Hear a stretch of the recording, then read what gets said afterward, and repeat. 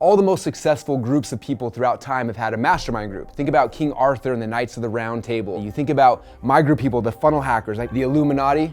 That's actually probably a bad example. But all of us have a mastermind group of people where we get together and we share ideas, thoughts, passions to be able to get something even more successful than where we are today. If you think about it, they always say that you are the average of your 5 closest friends in terms of how much money you make, how successful you are, the things, the vision, everything you're doing is all based on the people you're surrounding yourself with. And the right mastermind group can elevate you to the next level.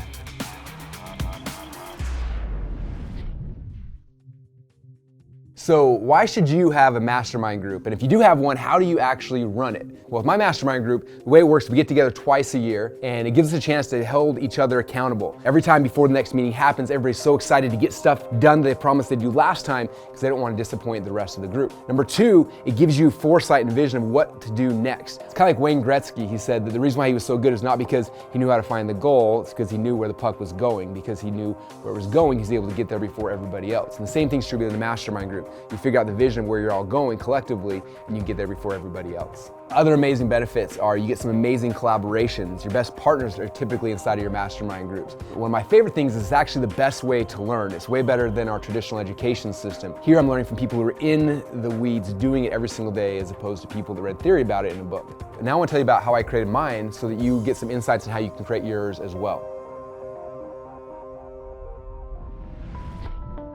First things you gotta think about as you're deciding to do your mastermind is what's the topic? Like every mastermind is themed around a topic. Some around business building, some around fitness, some around financial planning. Like whatever your market is, you gotta find that group of people that'd be interested. The second phase is then figuring out like who are the right people in the room? Who could actually complement each other? Whose ideas, if they were shared, would actually help the group grow together as opposed to competing and kind of tearing the group down. And really figuring out like what's your space in this ecosystem? Like why is your mastermind different or unique than anybody else's? Why would someone come all the way to you, to Boise, Idaho, or wherever you live to be part of your mastermind group? What is it that makes yours special?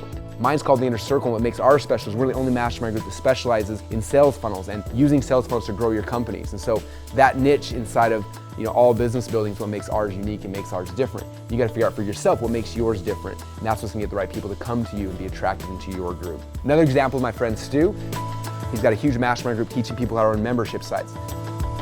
Another one is Rhonda Swan. She lives all the way out in Bali and she helps people to do branding, but also it's a niche inside that where people actually want to travel as well. So they're traveling to Bali, they're talking about travel. So it's taking the people who want branding, the people who want travel, and that cross section is what makes her mastermind magic. And so it doesn't matter what market you're in, as long as you pick a market and find people inside that market who are interested in your topic and bring those people together, and collectively you all grow together.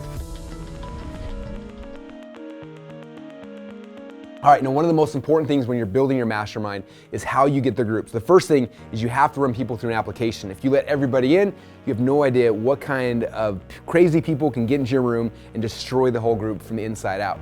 All I'm saying, they're gonna get I'm just, knock. Who's there? And so you always have to have an application process to get somebody in to make sure they're the right fit for the group you're trying to build.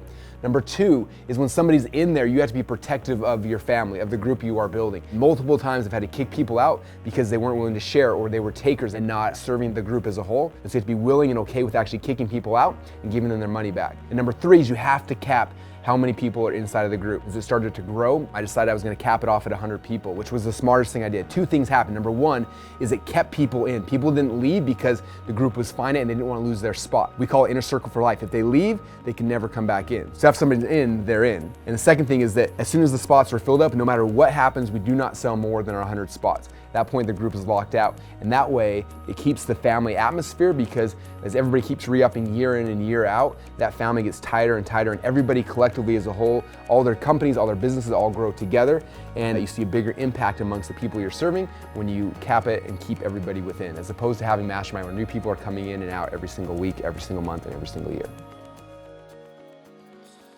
So after you got your group and people are signed up for it and you're gonna do it, then the next question is like, where do you do it? Do you do it virtually? Do you do it online? Or do you actually go somewhere to a physical location? I'm a big believer that there's some magic that happens when people are together in a room that you kind of miss when you're just online. So I'm a big believer in getting people into the room. There's 2 kind of places you can go. Some people like me who'd like to stay close to home can do it in their hometown. Or the other idea, which a lot of people do as well, is find like a destination location. Go somewhere where people would want to go on vacation anyway, do the mastermind group, and then have an extended vacation right either before or right after the mastermind as well, which is a good way to get people to want to go there, because not only going for your meeting, they're going for the vacation as well.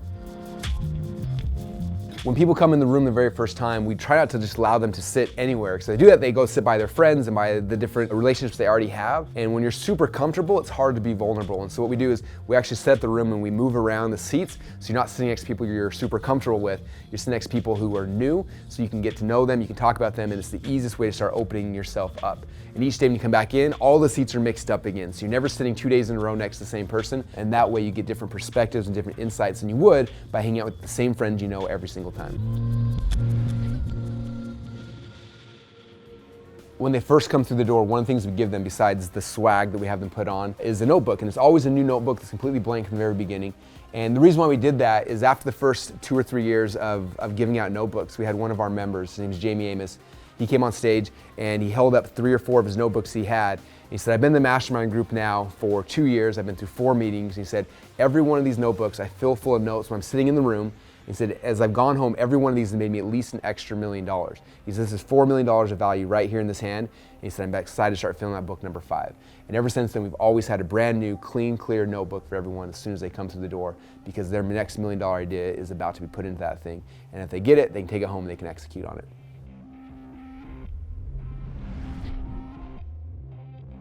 First, it started really, really small, and I didn't really know what I was doing, and if I'm completely honest, at first it was kind of boring. But what I wanted to talk about tonight is kind of a broad overview of the whole internet marketing business. And then I realized one of the secrets is if you run a mastermind group the way you run school, the way you run college, what happens is everybody falls asleep.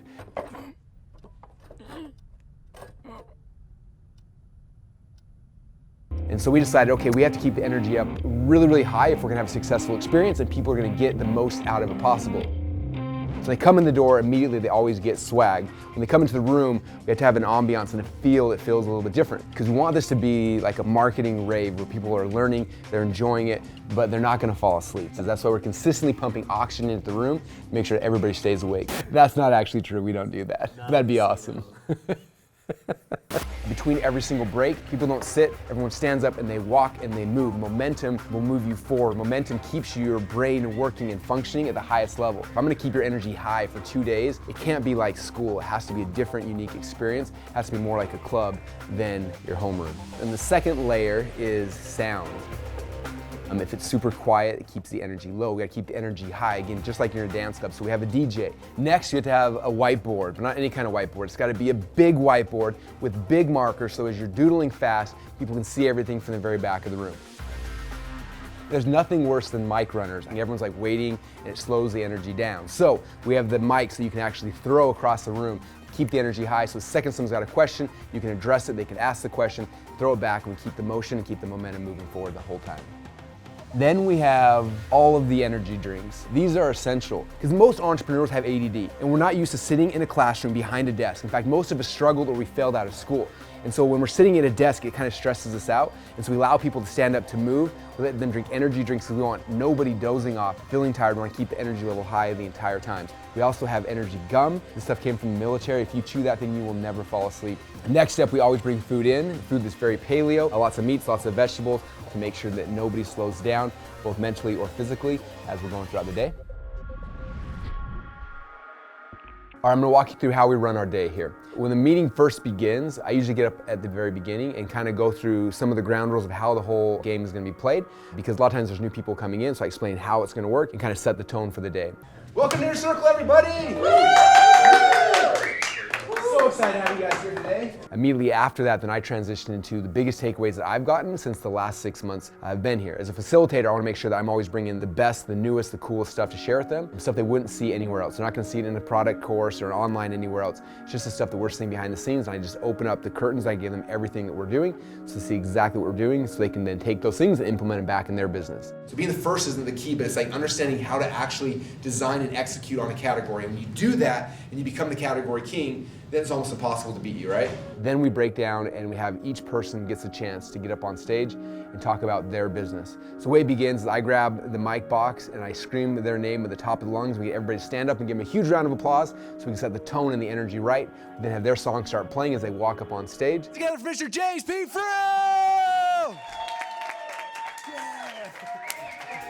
They're given 30 minutes of time to go and present to the audience. The first 10 to 15 minutes, they have a chance to share their story and then give anything that they've learned inside their business, any of the big takeaways, the big ahas, the things that are working the best for them, they just give those to the group. And one of the biggest rules is you always provide value first before you ever ask for value back in exchange. So after they provided as much value as they can to their group, then the last 15 minutes they transition, and this is where they get to ask the group for help. Here's the things they're working on, things they're stuck, things they're not sure about, things that they're thinking about doing, they want feedback from the group before they actually do that. But we don't hold things back. We tell them exactly not what they want to hear, but what they need to hear. We give them actual proof and validation of, hey, we tried this in my business and it didn't work. We saw it over here and it didn't work. Instead, you should be doing this. Sometimes it's brutal. Sometimes people's dreams and visions and plans, we kind of destroy them, but afterwards we rebuild them back up and give them the foundation they need to actually move forward. So that way when they go back home and they start running, they're running in the right direction. There's nothing worse than running and doing everything right, but you're running in the wrong direction. And so we course correct, we get them on the right path and make sure they're running towards the right target. When they do that, they get to where they're trying to get to a lot faster. And that's the goal of the Mastermind. After you get off stage, then I grab the mic and I yell back, all right, everyone stand up, and you're gonna walk and talk and share with the rest of the group the biggest takeaway you got from that person's presentation. And everyone has a chance to then grab a new partner, walk around the room and share the biggest aha that they got from that person's presentation. One of the amazing byproducts of the Mastermind that you don't plan on when you show up, that happens every single time, is that you think you're gonna get the most value when you're on stage. But typically what happens is while you're paying attention serving that person, that's when you get the biggest ahas for your own personal business. And so as you're listening with those ears, listening for the ahas coming back down to you, and you grab those things and as you're walking, talking, you share them with the partner next to you. Because when you share them, it solidifies them, it cements them into your mind, and actually gives you something you can use when you go back home. And so we walk around the room, we walk and talk, we keep the energy high while we're switching up and get the next person prepared for their chance to be on stage. And when it's all over, the last thing we do at the end of day number 2 is I allow every single person in the room to share the biggest takeaway they got. One of the biggest problems you have when you come to something like this is you got a notepad full of thousands of different ideas, but which one are you going to actually execute on? So have everyone spend a few minutes and look through everything and see, like, what's the biggest takeaway? If you were to just take just one idea, one thought, one impression from the last 2 days, what would be the thing you'd implement that would have the biggest impact on your life and on your business? And then we have everyone go around the room and share their biggest takeaway. And what's interesting is that all of us sat in the same room, all of us heard the same presentations, all of us saw and experienced the same thing, but every single person's biggest takeaway is different. And a lot of times they got a different takeaway that I didn't even hear when I heard that exact same presentation. And it's amazing because I hear that, I'm like, oh my gosh, I totally missed that. And I'm able to get the biggest ahas from each person in the group. And a lot of times I end up rearranging my takeaways and my order of priorities because of that. And that's the best way to kind of end the Mastermind group, because it gives you a chance to get a different perspective on what was the most impactful from the entire experience. And then after the Mastermind is over, each night and throughout the weekend afterwards, we have what we call the Aftermind, which is where everyone gets together, they network, and they keep the party happening, they keep the energy, they keep networking even into the night to help build the relationships even stronger, to help them to understand each other, to help each other more, and then we keep that happening all throughout the night during the Aftermind. They say that entrepreneurship is the most lonely job in the world, and it is. You're sitting there on your computer with your mind, and a lot of times the people around you don't know what you're going through, they don't understand what you're going through. Even if it's your wife, your family, like they love you, but they don't understand it. And I've watched over the last 5 or 6 years I've been running this inner circle, people who didn't have anything came into this program, and I've watched as they grew from the seed of an idea inside their mind to companies that do millions of dollars a year in sales. And it's been interesting to see as this group, they went from being colleagues and acquaintances to friends to now family. Now, if you look at it from the outside, it may seem kind of simple. It's not a super complicated process, but what happens inside of these walls, it changes people's lives. When someone is there with you during your down times, when they experience the pain of your sacrifice, they celebrate the wins with you 10 times more than anybody else. And that's the power of having a family mastermind group like this.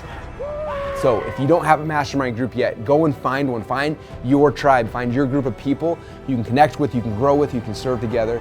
And if for some reason there's not a mastermind group in whatever market you're in, then now you have my permission. You have the tools now to go and start your own. So that means get your energy drinks, get your disco lights, get your swag, get your notebooks, get your tribe, your people together, and change the lives of the people you're gonna serve.